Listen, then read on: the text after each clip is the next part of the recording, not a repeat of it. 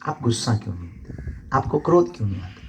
इसका मतलब ये नहीं क्रोध नहीं आता, क्रोध भी दो प्रकार का होता है, एक इंटरनल, एक बाहर वाला। कुछ लोगों का दिख जाता, कुछ लोगों का दिखता नहीं। लेकिन बहुत हद तक हमने प्रयत्न किया कि हमें अपनी मुस्कुराहट भागने नहीं देना। अब आप पूछोगे हाउ पॉसिबल, वो कैसे पॉसिबल हुआ। तो लोग हमसे पूछते हैं कि आप झंझलाते नहीं, आपके पास लोग इतना परेशान करने आते, आपको नहीं लगता मन ही मन कई बार आपको लगने लगता ये हमारे अधिकारी, हमारे बॉस हमारा हित नहीं चाहते, हमें छुट्टी नहीं दे रहे हैं, हमें ज़रूरत भी है। मन में कई बार ऐसा लगने लगता, कई बार विचार, फिर स्ट्रेस भी आता, फिर बहुत ज़्यादा एक आध कोई साथ में रहने वाला और शैतानी कर दे तो फिर और भड़बड़ा जाता शरीर। और कोई सच में अपने लिए हंस रहा हो दूर खड़ा तो यही लगता है ये हमारे ऊपर हंस रहा है। ये जो मन की गति है ये बड़ी खतरनाक है। ये मन कई बार ऐसी चीजों को सत्य मान लेता है जो सत्य होती नहीं। तो स्ट्रेस मुक्ति का सर्वोत्तम उपाय, या तो आप यहाँ व्यस्त बहुत रहते पर 12 घंटे की ड्यूटी करके आए, आप 5 मिनट मेडिटेशन करिए, ध्यान। जरूरी नहीं आप हनुमान जी का करो, राम जी का करो, आप जिनको मानते अपने गुरु का ध्यान करो, अपने इष्ट का, आराध्य का। हमारे सरदार परंपरा से जो है वो अपने गुरु ग्रंथ साहब का, जिनका भाव बने। 5 मिनट आप ब्लैंक होकर के, एकदम ब्लैंक, खाली, कुछ नहीं सोचना, केवल ध्यान करो। अगर आप ओम का करो, प्रणव का, तो हमें लगता है कि आप देखेंगे 10 से 15 दिन में आपके जीवन में और आपकी बॉडी में बहुत फर्क पड़ रहा, आपके विचारों में बहुत फर्क पड़ रहा। कई बार शरीर जो आलस में, चिड़चिड़ापन में, आपके विचार बदलने लगेंगे और सुताई आपके अंदर हैप्पीनेस आने लगेगा और आप गाली में भी मुस्कुराने लगेंगे। कोई उल्टा भी बोलेगा तब भी मुस्कुराएंगे। स्ट्रेस मुक्ति का सर्वोत्तम उपाय है ध्यान, मेडिटेशन।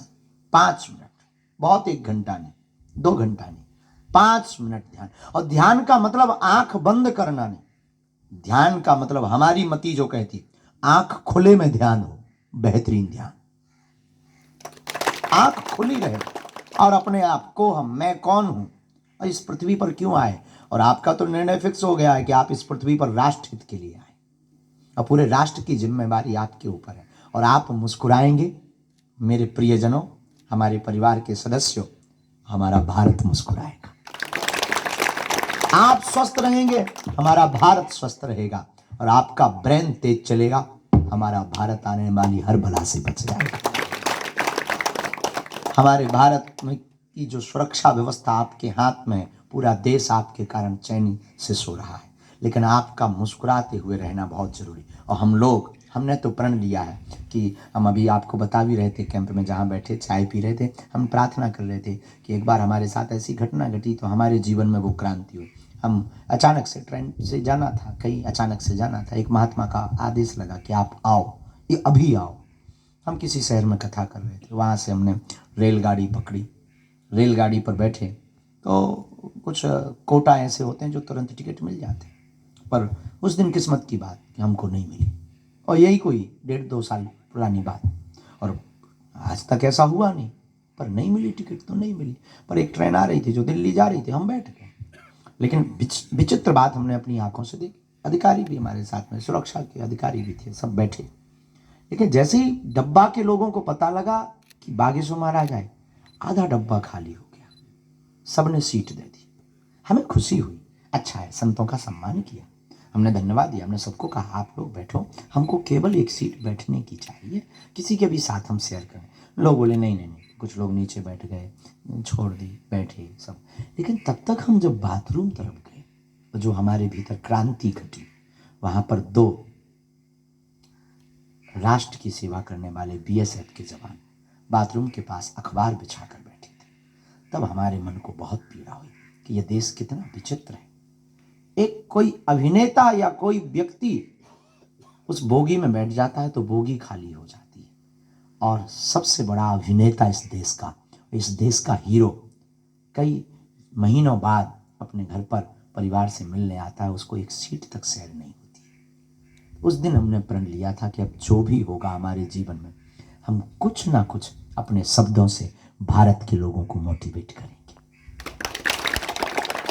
और हम आपसे प्रार्थना करना चाहेंगे, आप सबसे, कि आप मुस्कुराओ, मुस्कुराना ही जीवन। भगवान, अच्छा, आप पुराना जमाना आपको याद होगा, फोटो वाला कैमरा चलता था। अब आजकल तो सेल्फी चल गई, मुंह टेढ़ा करें जैसे लकवा लग गया हो, फोटो खींच रही। पुराने ज़माने में कैमरा का ज़माना होता था, तो हमने कैमरे के ज़माने में एक अच्छी चीज़, बहुत ऑब्जर्व वाले आदमी हैं, हमने ऑब्जर्व किया, जब किसी की शादी होनी होती तो एक दिन पहले कैमरा वालों को बताना पड़ता था, देख भाई शादी के लिए लड़की वालों को फ़ोटो भेजनी है, कल टाइम पे आ जाना। फिर दिन भर कैमरे वाले का इंतज़ार करते, 3-4 बार पाउडर लगा कर, थोड़ा बाल बाल ठीक करके, लड़की को थोड़ा गोरा बदन जाना चाहिए। कैमरा वाले के भी उन दिनों में बहुत साके पड़े थे, उनकी भी इज्जत बहुत बड़ी होती। वो आता था मस्ती से, फिर लेंस साफ करता था, फिर वो चाय पीता था, तो वो पूछता था फुल खींचूं या हाफ खींचूं। अरे भाई यार जल्दी कर, 3 बार पाउडर खत्म हो गया यार। तो उसके भी बहुत नखरे हुआ करते थे उस जमाने में कैमरा वाला, रील वाला कैमरा। फिर वो कहता था ठीक है खड़े हो जाइए, हम फिर तुरंत खड़े हो जाए। फिर वो कितना भी अनपढ़ गवार हो, वो अंग्रेजी का एक शब्द, प्लीज स्माइल। अनपढ़ गवार, हमारे गांव का छन्नू लाल आदमी, नाम उसका छन्नू लाल, अनपढ़, कभी स्कूल का मुंह नहीं देखा, लेकिन उसने कैमरा क्या खरीदा, प्लीज स्माइल बोलता था। और कभी वो अपना नाम नहीं लिख पाया ठीक से, वो प्लीज स्माइल बोलता था। वो हम लोग तुरंत, जैसे कैमरा वाला प्लीज स्माइल, हम लोग तुरंत दांत निकाल, बत्ती से बाहर, हम मुस्कुरा देते थे। अब वो तुरंत फोटो खींच देता था। फिर 2-3 दिन इंतजार करते थे, क्योंकि वो धुल कर आती थी। जब 2-3 दिन बाद फोटो आती थी, अपनी फोटो देखकर हम लोग हंसते थे, हो तेरी क्या गजब फोटो आई। विचार करिए, 1 सेकंड मुस्कुराने से जब चित्र अच्छा आ सकता है, जीवन भर मुस्कुराते रहिए, पूरी जिंदगी अच्छी आ सकती है।